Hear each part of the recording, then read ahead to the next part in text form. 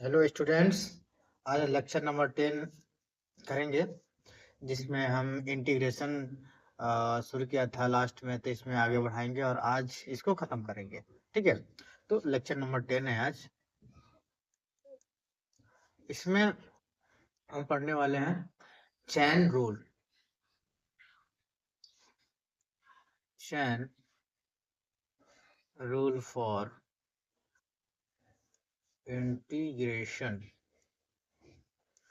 Integration के लिए chain rule पढ़ने वाले हैं।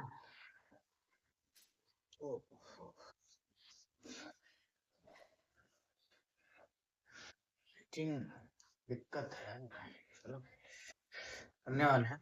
तो इसमें देखो, अच्छा हम डिफरेंशिएशन में क्या कर रहे थे, जैसे डिफरेंशिएशन में थोड़ा रिकॉल करते हैं। जैसे मान लो है डिफरेंशिएशन में यदि साइन 5x यदि डिफरेंशिएशन किया जा रहा है, ठीक है, साइन 5x का, तो इसमें क्या करते थे हम, पूरे का डिफरेंशिएशन करते थे साइन 5x का। तो साइन का डिफरेंशिएशन होता है आपका कॉस, तो हो जाएगा आपका कॉस 5x। फिर आप इसमें जो 5x है इसका डिफरेंशिएशन करते थे, तो 5x का होगा 5, तो मल्टीप्लाई बाई 5 मल्टीप्लाई करते थे। ठीक है, तो इसमें हम क्या करेंगे ना, इस चैन रूल में जिसमें इंटीग्रेशन होगा, ऐसे मान लो साइन 5x है,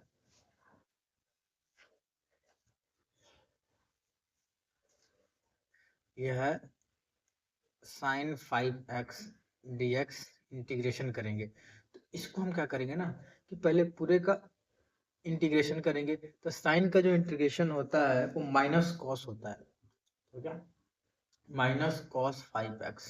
ठीक है, अब डिफरेंशिएशन में यदि मल्टीप्लाई कर रहे हैं तो इंटीग्रेशन में डिवाइड करते हैं। अब लेकिन थोड़ा सा इसमें चेंज ये होता है कि डिफरेंशिएशन में हम दोनों का डिफरेंशिएशन ही करते हैं, लेकिन इंटीग्रेशन में क्या करेंगे, हम पहले तो हम इंटीग्रेशन करेंगे और फिर डिवीजन में लाएंगे। जो डिवीजन में 5x का, उसका हम डिफरेंशिएशन करने के बाद डिवीजन करेंगे। तो 5x का डिफरेंशिएशन होता है आपका 5 प्लस 6। ठीक है, इंडेफिनिट है इसलिए पहला हो गया। दूसरा,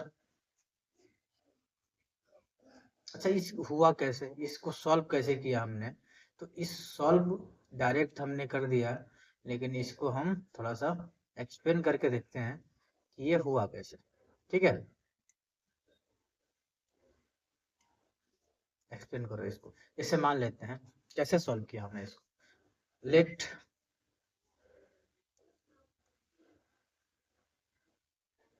t इजिकल टू 5x। तो dt अपॉन dx करो, तो हो जाएगा आपका d 5x dx, तो इसकी वैल्यू हो जाएगी 5, यानी कि dt अपॉन dx की वैल्यू आ गई 5, और यहाँ से आ गई dt is equal to 5x 5 dx, और यहाँ dx की वैल्यू आ गई हमारी, dx की वैल्यू आ गई 1/5 dt, ये dx की वैल्यू आ गई। अब हमारा क्वेश्चन क्या था, साइन 5x dx था, इसका इंटीग्रेशन करना था। तो हम इसको थोड़ा वैल्यू पुट करते हैं। 5x का जगह t पुट करेंगे, इंटीग्रेशन करेंगे साइन t, और dx का जगह करेंगे कौन सी, क्या पुट, 1/5 dt। 1/5 तो बाहर निकल जाएगा, इंटीग्रेट करेंगे तो 1/5। अब साइन t का डिफरेंशिएशन क्या होगा, माइनस कॉस t हो गया, प्लस c।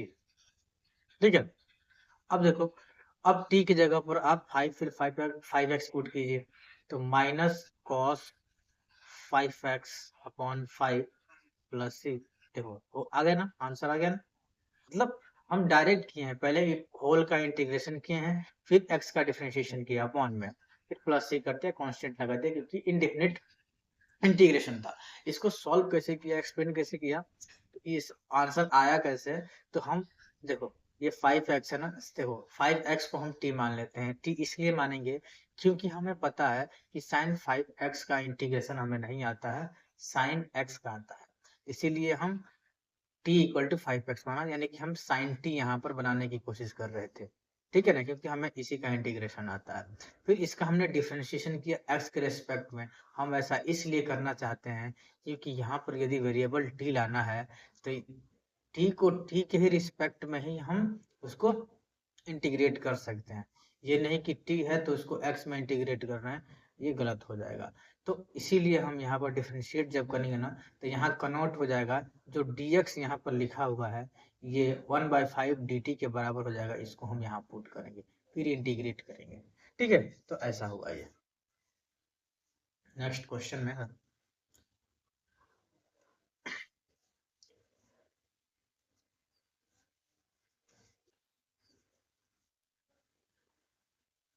क्वेश्चन है साइन 5x + 6 dx, इसको इंटीग्रेट करना है। तो इसको इंटीग्रेट कैसे करेंगे, डायरेक्ट करके दिखाता हूँ। जैसे कि मान लो हम साइन x का जानते हैं, ठीक है, पूरे का इंटीग्रेट करते हैं, ठीक है, पूरे को इंटीग्रेट, साइन का क्या होगा, साइन का होगा हमारा माइनस कॉस, तो माइनस कॉस 5x + 6 हो गया, अपॉन ये जो है ना, इसके अंदर जो नंबर है 5x + 6, इसका डिफरेंशिएशन क्या होगा, 6 का तो 0 हो जाएगा, 5x का 5/5 हो गया, फिर प्लस c हो गया, डायरेक्ट हो गया, ठीक है। इसको ऐसे भी सॉल्व कर सकते हैं, इसको एक्सप्लेन ऐसे करेंगे, देखो ऐसे कैसे आया ये आंसर इतना। जैसे कि मान लेते हैं t 5x + 6 को t मान लेते हैं, फिर dt अपॉन dx करेंगे, t को x के रेस्पेक्ट में डिफरेंशिएट करेंगे, x के रेस्पेक्ट में इसलिए करेंगे क्योंकि वेरिएबल यहाँ पर x है। तो जब इसको डिफरेंशिएट करें तो 5 आएगा, 5 + 0 5 ही आएगा। तो यहाँ पर आ गया आपका dx = 1/5 dt। अब यहाँ इसको पुट करेंगे, कैसे पुट करेंगे, साइन t इंटू 1/5 dt हो जाएगा minus cos t upon 5 + c। अब t की जगह वो पुट कर देंगे minus cos 5x + 6 upon 5 + c, ये हो जाएगा आपका आंसर, ठीक है। नेक्स्ट क्वेश्चन,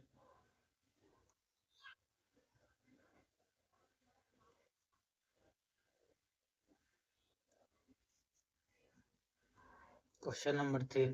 अब इसमें है, मैं बोलूं कि integration of a cos omega t dt को डिफरेंशिएट करेंगे तो हो जाएगा, a तो क्या है आपका कांस्टेंट है, मान लेते हैं a कांस्टेंट है, यदि ये कांस्टेंट है तो इसको हम डिफरेंशिएट कैसे करेंगे, a को बाहर निकालेंगे, cos ओमेगा t, इसका पूरे पहले पूरे को इंटीग्रेट करेंगे, पूरे का इंटीग्रेट करने के cos का इंटीग्रेशन होता है साइन, तो साइन ओमेगा t हो जाएगा अपॉन, फिर ओमेगा टी को डिफरेंशिएट करेंगे, वो भी डिवीजन में कर देंगे, तो ओमेगा टी को, ओमेगा कांस्टेंट होता है, टी का हो जाएगा आपका 1 अपॉन ओमेगा प्लस सी, ठीक है। क्वेश्चन नंबर 4, इंटीग्रेशन करते हैं cos t² dt का, तो हो जाएगा सबसे पहले cos का हो जाएगा आपका साइन, तो हो जाएगा आपका साइन t² का फिर डिफरेंशिएशन 2t प्लस सी, ठीक है। तो ये ऐसे होने वाला है। फिर क्वेश्चन नंबर 5 में देख लेते हैं, यदि इंटीग्रेशन है 1/5x + 3 dx का, इसका इंटीग्रेशन करना है, इसका 1/x का इंटीग्रेशन क्या होगा, log 5x + 3 और फिर 5x + 3 का इंटीग्रेशन 5 फिर प्लस सी, ये हो जाएगा आंसर, ठीक है।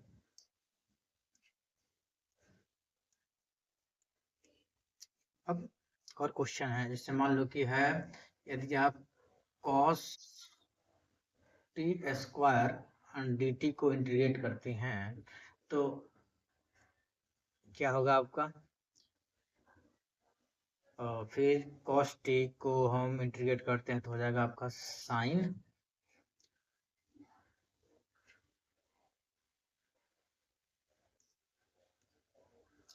तो इसका हो जाएगा cos t² का हो जाएगा 2 cos t का 2 + 1 पावर 3 अपॉन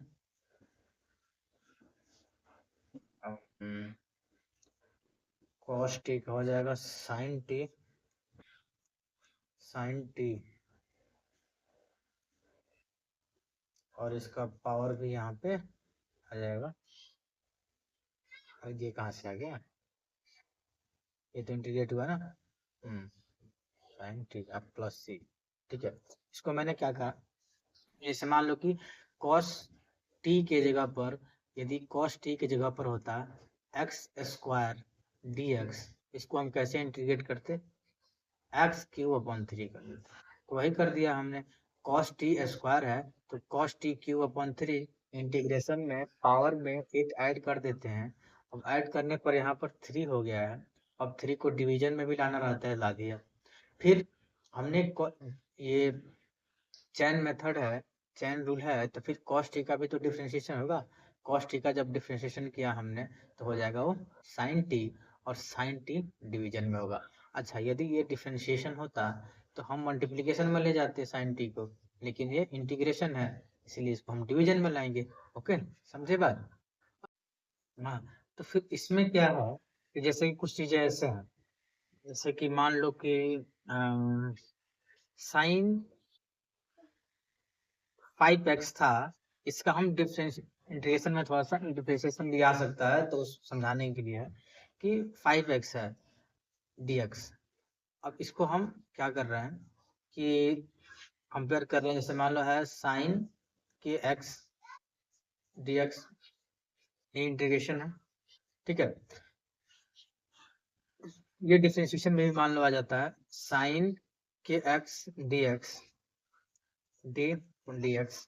ठीक है, अब क्या करेंगे ना, इसको जब डिफरेंशिएट करेंगे, देखो इसको हमने जब डिफरेंशिएट किया तो क्या किया हम, साइन का हमने क्या करा कि कॉस में बदला, साइन का क्या होता है कॉस के एक्स। ठीक है, उसके बाद से हमने इसको मल्टीप्लाई किया, लिख दिया के। अब सेम टू सेम यहाँ पर साइन का क्या हो जाएगा, साइन का हो जाएगा हमारा माइनस कॉस के एक्स, और इसमें डिवाइड कर दिया, प्लस के लिख दिया। ठीक है, सेम टू सेम ही है, देखो यहाँ मल्टीप्लाई हुआ है, यहाँ डिवाइड हुआ है, सेम। यहाँ 5kx को यहाँ भी डिफरेंशिएट किया गया है, के एक्स को यहाँ भी डिफरेंशिएट किया गया क्या बोलते हैं इंटीग्रेशन में भी। अब यहाँ देखो, पहले इंटीग्रेशन करेंगे अब हम डिफरेंशिएशन करेंगे, इतना तो समझ में आ रहा होगा। अब थोड़ा सा आगे चलते हैं, क्वेश्चन और है।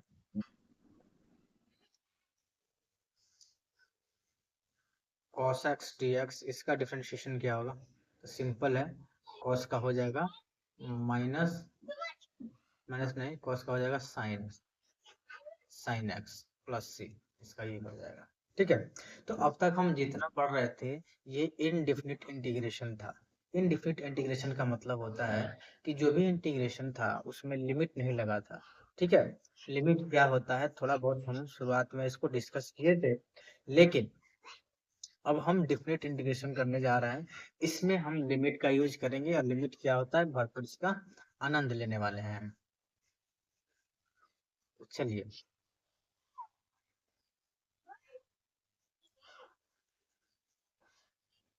Definite integration.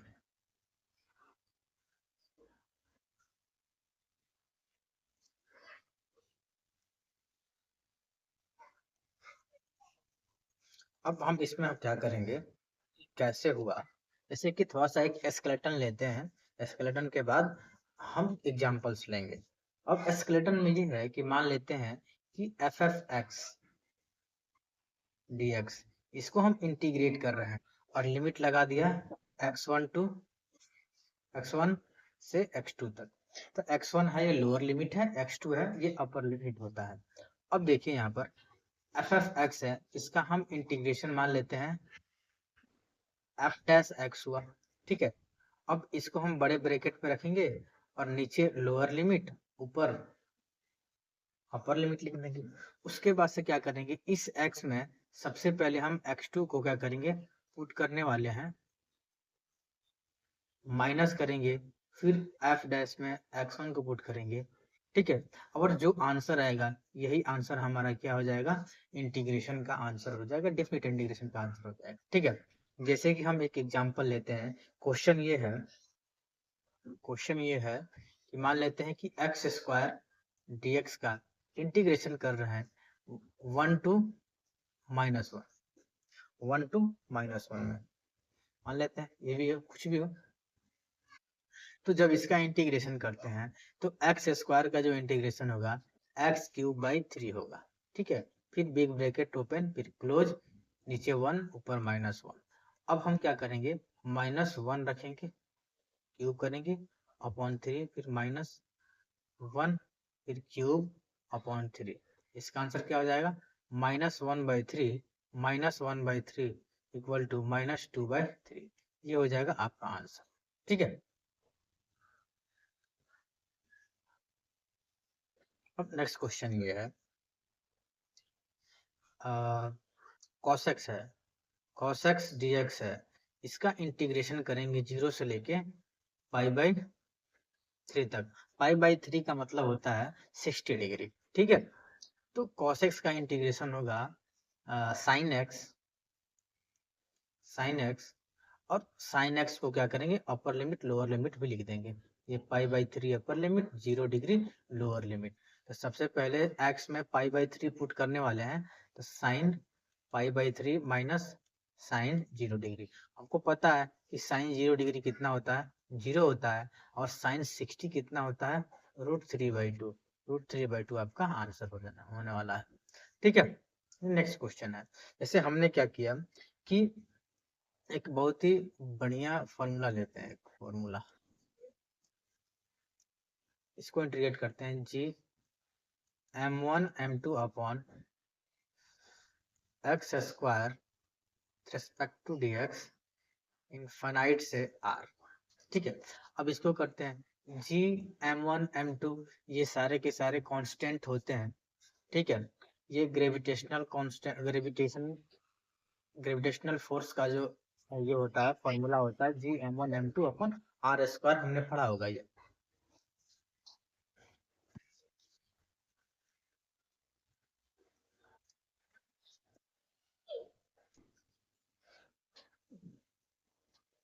ठीक है। तो g m1m2 इसको बाहर निकालते हैं, g m1m2, और x के पावर -2 हो जाएगा, x के पावर -2 dx। अब इसका इंटीग्रेशन है इनफाइनाइट से r तक। अब इसका x के पावर -2 का इंटीग्रेशन जो होगा वो हो जाएगा आपका, यहाँ से स्टार्ट करते हैं, g m1m2 x में x पावर -2, इसमें +1 करेंगे, अपॉन करके -2 +1 करेंगे, ठीक है।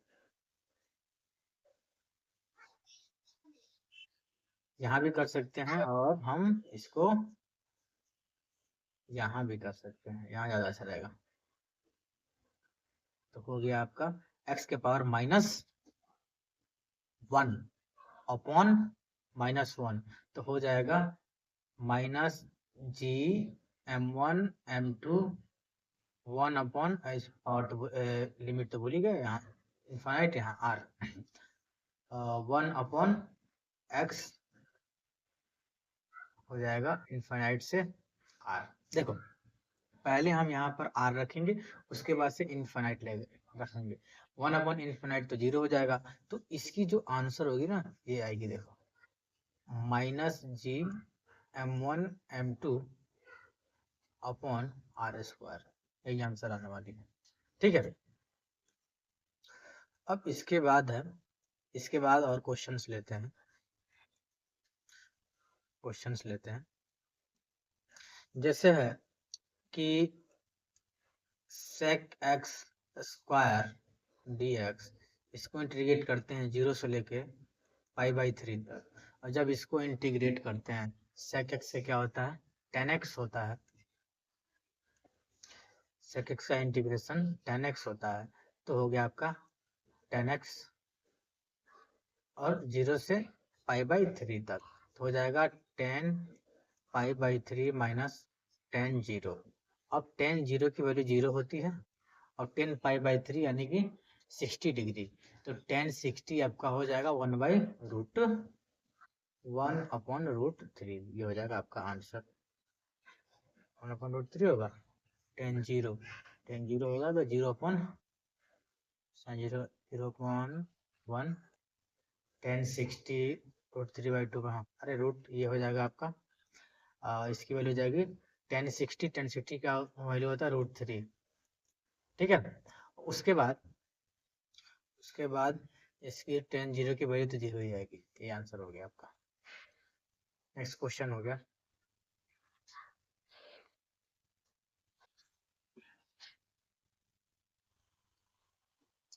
Integration of 3x² minus 2x plus 5 dx। अब लेके 0 से लेके 1 इसको इंटीग्रेट करना है। अब इसको इंटीग्रेट करना है तो सबसे पहले हम इंटीग्रेट करेंगे क्या, सबको अलग अलग इंटीग्रेट करेंगे। साइन सेम ही रहता है या डिफरेंट रहता है, इंटीग्रेशन के बाद पता लग जाएगा। 3x² का हो जाएगा 3x³ माइनस 2x का होगा 2x² 2 प्लस 5x हो जाएगा। अब इनमें लोअर लिमिट 0 है, अपर लिमिट 1 है। ठीक है, तो पहले अपर लिमिट सब में पुट करेंगे। सबसे पहले यहाँ देखो 3 से 3 कट गया, 1 से 1 कट, 2 से 2 कट गया, तो आ गया यहाँ पर x³ minus x² plus 5x 0 1 यहाँ वैल्यू पुट कर दिया गया। ठीक है, यहाँ देखो 1³ माइनस 1² प्लस 5 इंटू 1 माइनस 0 और माइनस 0 ही होगा। सब में 0 0 0 पुट करके सब 0 ही हो जाएगा। इसका आंसर आ गया 1 माइनस 1 प्लस 5। ये 1 से 1 गया, ये 5 आंसर बच गया इस यहाँ पे। ठीक है, तो ये ऐसे होगा। लिमिट वाले क्वेश्चन ऐसे होते हैं। अब नेक्स्ट क्वेश्चन में देखते हैं। नेक्स्ट क्वेश्चन है, यदि हम साइन x को x के रिस्पेक्ट में माइनस पाई से पाई करते हैं तो क्या होगा। तो साइन x का होता है इंटीग्रेशन माइनस कॉस x होता है, माइनस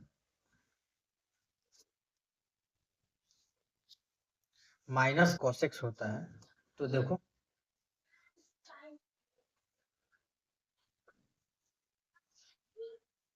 माइनस कॉस x कहाँ से कहाँ तक इसकी लिमिट है, माइनस पाई से लेकर पाई तक इसकी लिमिट है। तो हम क्या करते हैं ना, इसको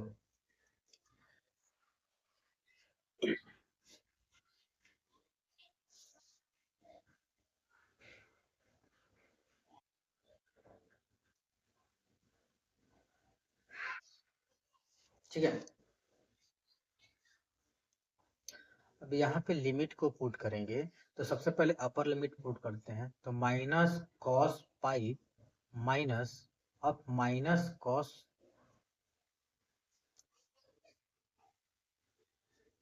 माइनस कॉस माइनस पाई।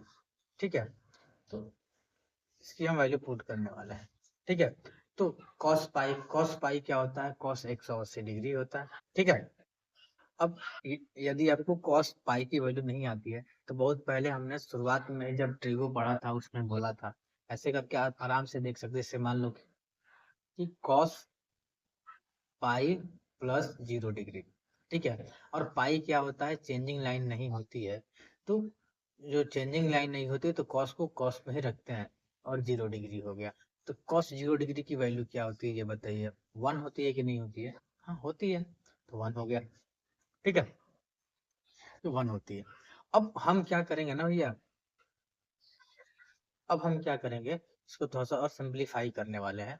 तो ये हो जाएगा माइनस कॉस पाई, ये हो जाएगा प्लस कॉस माइनस पाई। अच्छा, ये बहुत पहले हम तुम लोगों को बताए थे कि ये जो माइनस थीटा होता है ना वो प्लस थीटा में कन्वर्ट हो जाता है। कहे थे कि याद रखें, तो cos pi plus cos pi, तो यहाँ पर आ जाएगा कॉस 0 डिग्री। कॉस पाई का मतलब होता है कॉस 0 डिग्री। और इसकी वैल्यू हो जाएगी 1 प्लस 1, तो इसकी हो जाएगी हमारी 0। ठीक है, ये पहले हम लोग पढ़ चुके हैं ये वाला पार्ट। ठीक है, इसे देखो रटने की जरूरत नहीं होती है फिजिक्स में, बस दिमाग लगाओ काम करो। ठीक है, तो हो गया हमारा ये 0 वैल्यू आ गए। ठीक है, अब नेक्स्ट क्वेश्चन देखते हैं।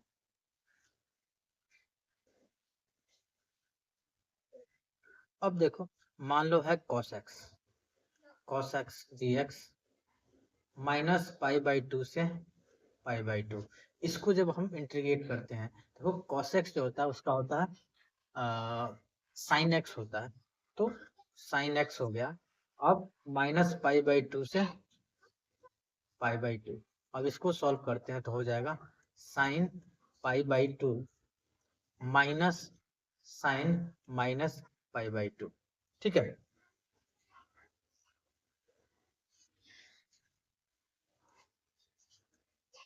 और शुरुआत में ही हम थोड़ा सा इसका झलक दिखलाए थे। साइन 90 जो होता है और 1 हो जाता है, और ये माइनस में है ना, तो माइनस बाहर आ जाएगा, तो माइनस माइनस प्लस हो जाएगा, तो प्लस साइन पाई बाई 2 हो जाएगा। तो ये 1 plus 1 is equal to 2 answer आ गया इसका। ठीक है, तो ये सब है।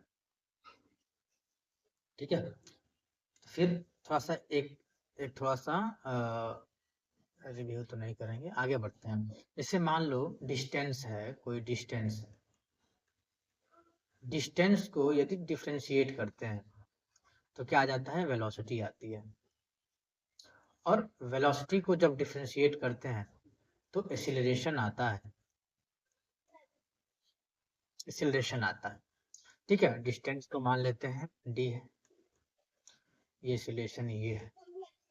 ठीक है, यानी कि जब ये कैसे आता है, कलर चेंज,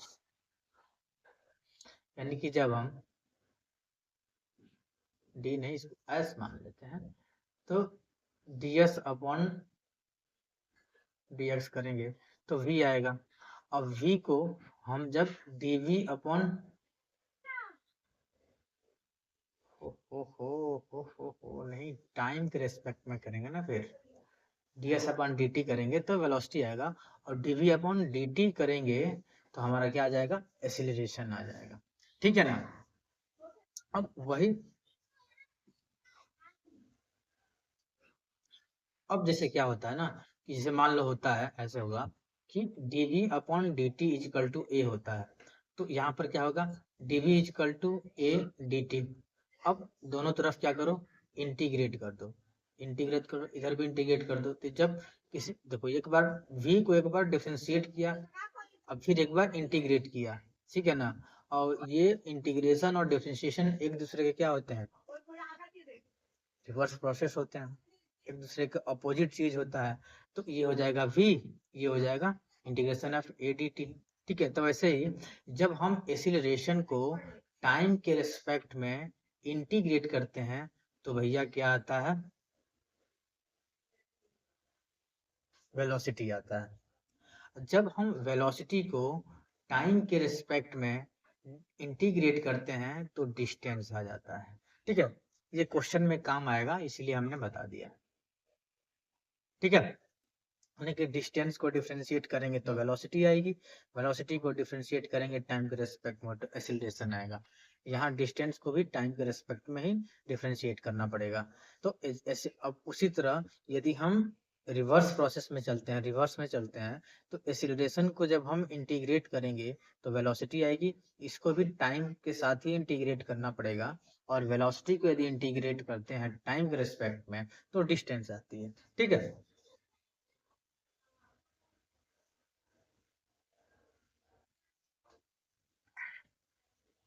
तो फिर इसके बाद हम एक क्वेश्चन चलते हैं, क्वेश्चन का सिलसिला चलता है इसमें, तो चलता रहे। ठीक है, क्वेश्चन ये रहा। ठीक, टाइम को बचाने के लिए हम वीडियो को पॉज कर देते हैं, फिर इसको लिखते हैं। ठीक है, प्रीवियस वीडियो में ऐसा होगा नहीं, लेकिन मुझे लगा कि टाइम को बचाना चाहिए, तो वीडियो पॉज करके मैं इसको लिखता हूँ, फिर आगे बढ़ते हैं। इससे मान लो एक्सीलरेशन और टाइम का रिलेशन दे रखा है, कोई पार्टिकल है, पार्टिकल का जो एक्सीलरेशन और टाइम का रिलेशन ये दे रखा है। यदि पार्टिकल जो है स्टार्ट करता है 2 मीटर पर सेकंड स्क्वायर पर सेकंड, क्या गलत हो गया, 2 मीटर पर सेकंड वेलोसिटी के साथ यदि ये स्टार्ट करता है, जब स्टार्ट कोई चीज होती है ना भैया, तो t इक्वल टू 0 होता है।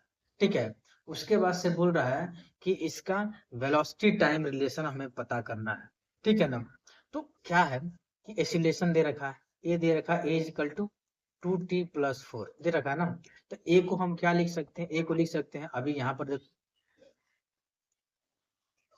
ए को लिख सकते हैं हम dv upon dt, dv upon dt equal to 2t+4। यहाँ देखो dv इक्वल टू 2t+4, सबको यहाँ dt से मल्टीप्लाई करो। अब दोनों जगह क्या करो, इंटीग्रेट करो। अब यहाँ ये वाला तो यहाँ हम बता ही दिए हैं, v को एक बार डिफरेंशिएट किया गया, एक बार इंटीग्रेट किया गया, तो यहाँ पर आंसर v ही आने वाला है। ठीक है, ठीक है। लेकिन यहाँ पर जो लिमिट है, लिमिट को ही पुट कर देते हैं। लिमिट है, स्टार्ट हुआ है, यानी कि लोअर लिमिट होगा यहाँ 2 मीटर पर सेकेंड, और फाइनल v को भी मान लेते हैं। और जो 2 मीटर पर सेकेंड है वो t इक्वल टू 0 पे है, और v कब है, t पर है। तो यहाँ पर क्या हो जाएगा, 2 एंड यहाँ भी। ठीक है, अब इसको 2t के बोलेंगे, 2t² होगा, 2 से कट जाएगा, तो हो जाएगा यहाँ पर t², अब ये होगा 4t। अब इसको 0 से लेके t तक इंटीग्रेट करने वाले हैं।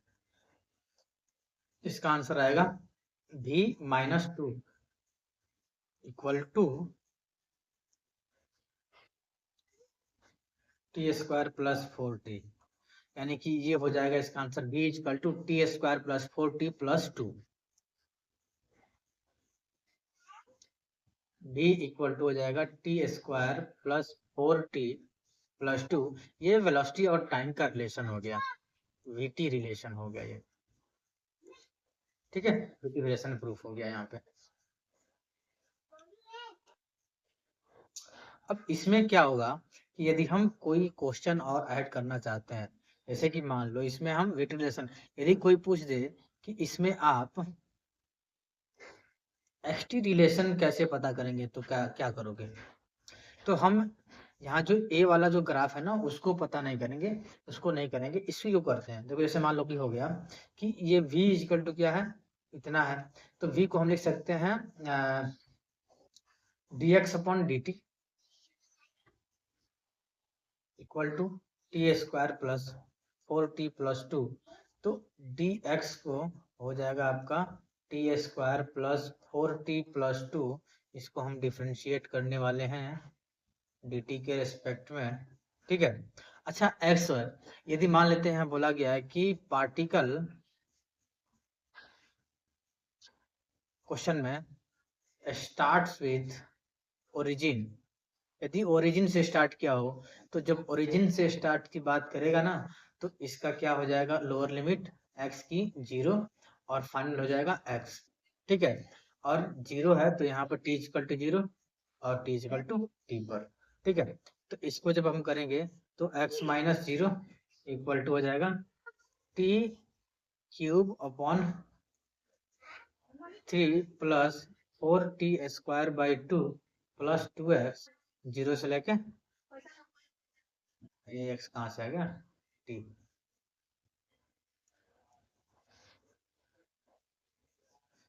0 से लेकर t तक, तो हो गया ये आपका x equal to t³ upon 3 + 2t² + 2t। ये हो जाएगा xt रिलेशन, xt रिलेशन हो जाएगा ये आपका। ठीक है, अब इसके बाद हम थोड़ा सा एक कर्व है, उसके बारे में थोड़ा डिस्कस कर लेते हैं। Area under the curve, area under the curve, CURVE curve. ठीक है, इसमें क्या होगा, ऐसे मान लो कि एक मैं बनाता हूँ कर्व, एक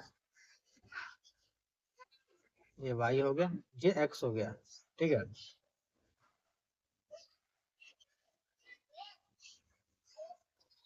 ये हमारा कर्व हो गया। अब ये देखो, ये हो गया हमारा x कोऑर्डिनेट पर x1, ये हो गया हमारा x कोऑर्डिनेट पर x2 हो गया। ठीक है, तो हम इसको एरिया निकालना है इस ये जो कर्व है, कर्व के अंदर का जो एरिया है वो एरिया कितना होगा। यदि इसको सॉल्व करना है तो हमको क्या करना पड़ेगा। देखो एक जब मैथ्स वाले जो होते हैं, नीट वाले नहीं, जो आईआईटी वाले होते हैं, वो तो पूरे पूरे बढ़िया से सॉल्व करते हैं इसको, हमें पूरे सॉल्व नहीं कर ले। छोटा छोटा एक एलिमेंट लेते हैं, मान लीजिए एलिमेंट होगा, इसका जो ब्रेथ है वो dx है और लंबाई y हो गया, y हो गया मान लेते हैं, तो y इंटू डी एक्स है, y इंटू डी एक्स हो गया। अब मल्टीप्लाई कर लिया था, इसका एरिया निकल गया। ऐसे ऐसे यहाँ पे बहुत सारे एलिमेंट बनाएंगे, सबका एरिया निकालेंगे, और एरिया निकालने के बाद उसको क्लब कर देंगे, ऐड कर देंगे, समेशन कर देंगे, और तब इसका एरिया अंडर कर पूरा निकल जाएगा। ठीक है, लेकिन यहाँ पर क्या होगा ना, कि ये बहुत लेंथी प्रोसेस हो जाता है। और ये छोटा छोटा एलिमेंट क्यों लेते हैं, बड़ा क्यों नहीं लेते हैं। देखो बड़ा लेंगे ना तो फिर ये रेक्टेंगुलर नहीं बन पाएगा। जब ये हम तो बहुत बड़ा ले लिए हैं, लेकिन बहुत छोटा होता है ये रेक्टेंगल।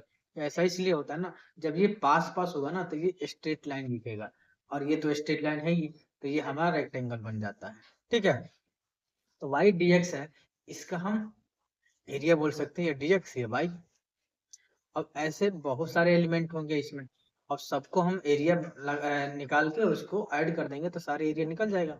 लेकिन लेंदी प्रोसेस होने की वजह से हम इंटीग्रेशन का यूज करते हैं, वाई डी एक्स का इंटीग्रेशन करते हैं। कहाँ से कहाँ तक, एक छोर है जो x1 है, दूसरा छोर है कर्व का x2 है, तो x1 से लेके x2 तक। ये क्या है, area under the curve, area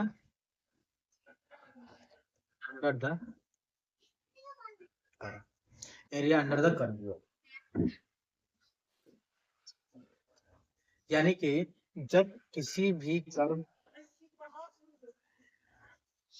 एक मिनट, ठीक है, तो जो एरिया अंडर कर्व है उसको हम डिटरमाइन कैसे कर सकते हैं, इंटीग्रेशन के द्वारा डिटरमाइन कर सकते हैं। ठीक है, जैसे एक एग्जांपल में ले लो, एग्जांपल में ले लो, जैसे कि है y equal to 2x² 3x² plus 4 है। ठीक है, और यहाँ पर x1 इक्वल टू 1 से लेकर x2 इक्वल टू 2 तक है। तो इसमें एरिया अंडर कर्व पता करना है, एरिया अंडर कर्व पता करो। क्या करेंगे हम, इसको इंटीग्रेट करेंगे, 3x² प्लस 4, 3x² प्लस 4 को इंटीग्रेट करेंगे तो क्या हो गया, x1 से लेकर 2 तक, तो हो जाएगा आपका 3x² का इंटीग्रेशन हो जाएगा 3x³ अपॉन 3, 3 से 3 कट जाएगा, 3x³ अपॉन 3 प्लस 4x हो गया, 1 से लेके 2 तक, 3 से 3 कट जाएगा, तो हो जाएगा x³ प्लस 4x 1 से लेके 2 तक, ये हो जाएगा आपका। अब 2 दोनों में पुट करेंगे, x³ में x में पुट करेंगे तो 2 हो जाएगा, प्लस 4 इंटू 2 हो गया, माइनस, अब 1 पुट करेंगे तो 1³ प्लस 4 इंटू 1, इसका आंसर आ जाएगा आपका 8, और 4 2 जा 8, 8 8 16, माइनस ये 4 इंटू 1 4 और 1 5, माइनस 5 हो जाएगा 11, तो 11 स्क्वायर यूनिट हो जाएगा इसका एरिया। ठीक है, नेक्स्ट क्वेश्चन है, नेक्स्ट क्वेश्चन है, क्वेश्चन इस प्रकार है कि ये वेलोसिटी टाइम ग्राफ दे रखा है, वेलोसिटी मीटर पर सेकंड में है और टाइम जो है सेकंड में है, और इस पार्टिकल का एक कर्व है जो ये दे रखा है। तो इसमें हमको बताना है कि पार्टिकल ने डिस्प्लेसमेंट कितना करा। ठीक है ना, पार्टिकल डिस्प्लेसमेंट कितना करा। तो हम क्या करेंगे, बेसिकली हम करने वाले हैं कि इसका डिस्प्लेसमेंट निकालने वाले हैं, और डिस्प्लेसमेंट क्या होता है क्या नहीं होता है, क्लास 9th में 9th में 10th में तुम लोगों ने पढ़ रखा होगा, लेकिन हम जब काइनामेटिक्स शुरू करेंगे ना तो ये टॉपिक सबसे पहले आने वाला है, डिस्प्लेसमेंट डिस्टेंस सारी चीजें, तो वहाँ अच्छे से डिस्कस करेंगे। तो यहाँ पर हम बस ये करना है कि हमें डिस्प्लेसमेंट एरिया अंडर कर्व भी निकालेंगे। ठीक है, यदि डिस्प्लेसमेंट निकालना रहता है तो ऐसे निकालेंगे, एरिया अंडर कर्व जो होता है ना वही डिस्प्लेसमेंट होता है, displacement equal to area under VT curve. जो वीटी कर्व है ना उसके उसका जो एरिया होता है वीटी कर्व का वही हमारा डिस्प्लेसमेंट होता है। तो एरिया में कैसे निकालेंगे, जैसे कि यहाँ पर दो फिगर है, ये तो हो गया पहला फिगर, ये हो गया दूसरा फिगर, ठीक है ना। एक पॉजिटिव साइड में है, एक निगेटिव साइड में है, ठीक है। तो ऐसा क्या करेंगे, जब डिस्प्लेसमेंट फाइंड आउट करते हैं तो साइन चेंज नहीं करते हैं, जो पॉजिटिव में है उसको पॉजिटिव में रखते हैं, जो निगेटिव में है उसको निगेटिव में ही लिखते हैं। जैसे कि फर्स्ट वाला जो फिगर है ये एक ट्रेपेजियम है, तो ट्रेपेजियम का जब एरिया निकालेंगे तो क्या हो जाएगा, half into distance between the two parallel lines, तो हो जाएगा 20,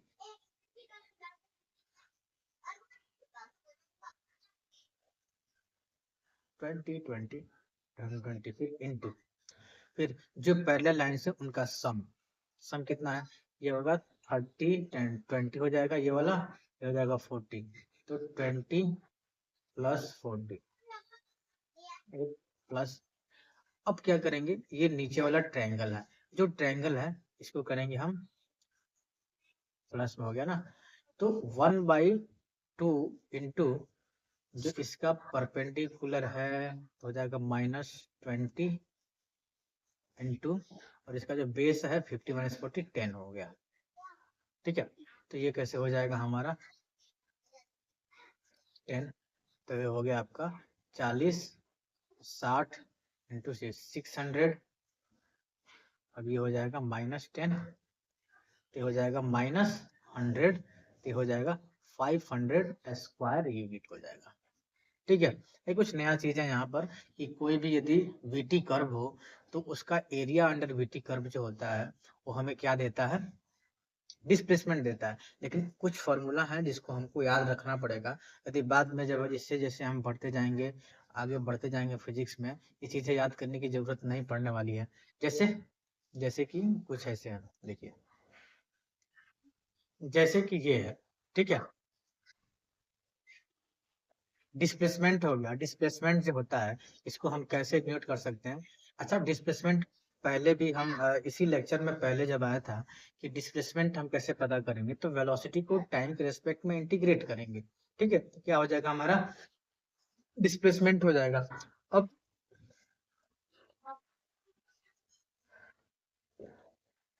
ऐसे पहले वाले क्वेश्चन में तो डिस्प्लेसमेंट पता करना था, तो जब हम वीटी कर्व दिया हुआ हो तो, और वीटी कर्व में क्या होगा, उसका जब एरिया निकाल लेते हैं तो क्या हो जाता है, हमको मिल जाता है डिस्प्लेसमेंट मिल जाता है, ठीक है।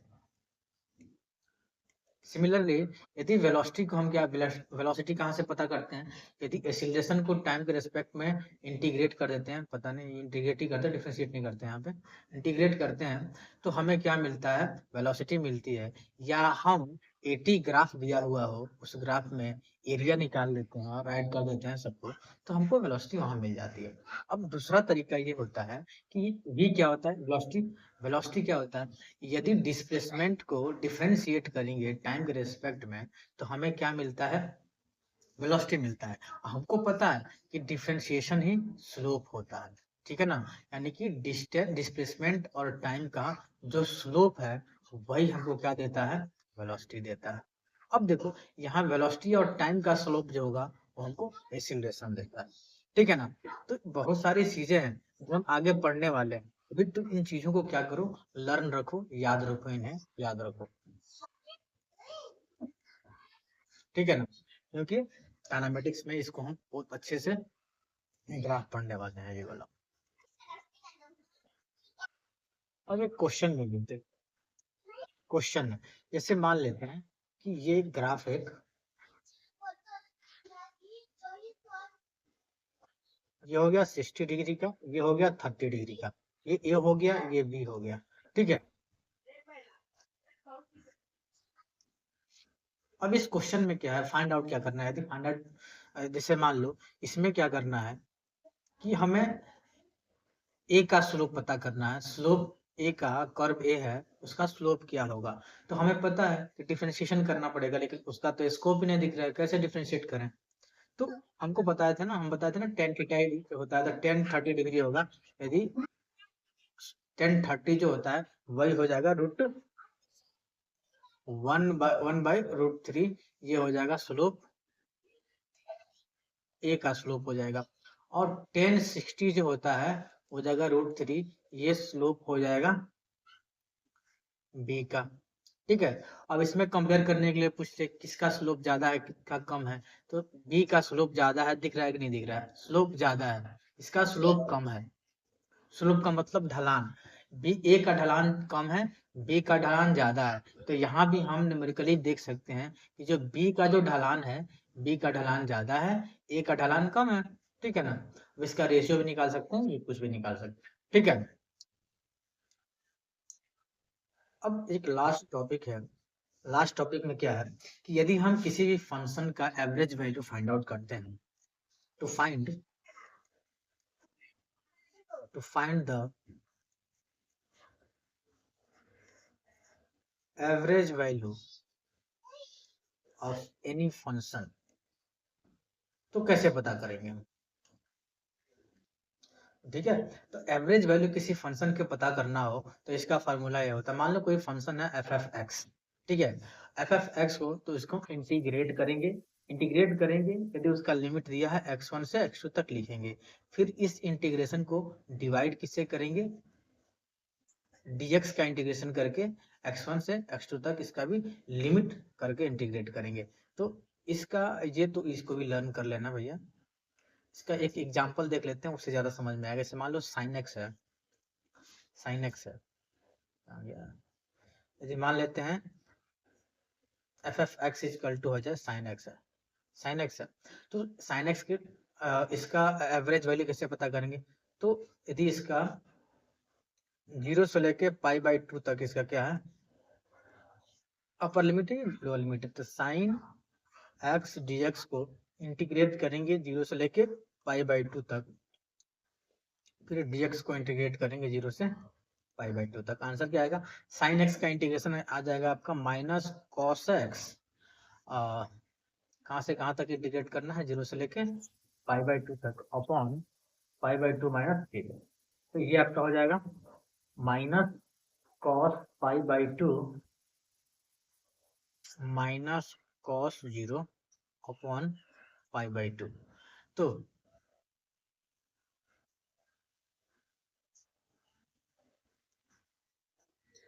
हो जाएगा आपका ये माइनस कॉस 90 होगा, ये 0 होगा, ये minus minus of minus cos 0 होगा। तो ये आपका हो जाएगा, इसको हटाते हैं। कहाँ गया भाई मिटकाउना, हट जा भाई रबर। चलो, तो इसका हो जाएगा आपका 0 plus cos 0 degree upon pi by 2, तो हो जाएगा आपका, तो कॉस 0 की वैल्यू 1 होती है, तो हो जाएगा 2 बाई पाई, इसका आंसर आ जाएगा। ठीक है, तो ऐसे हम इसको सॉल्व करते हैं। ठीक है, तो यहाँ जो बेसिक मैथ का पूरा जो होता है सिलेबस यहाँ खत्म हो जाता है, और कुछ भी होगा तो हम उसमें बता सकते हैं, बता देंगे।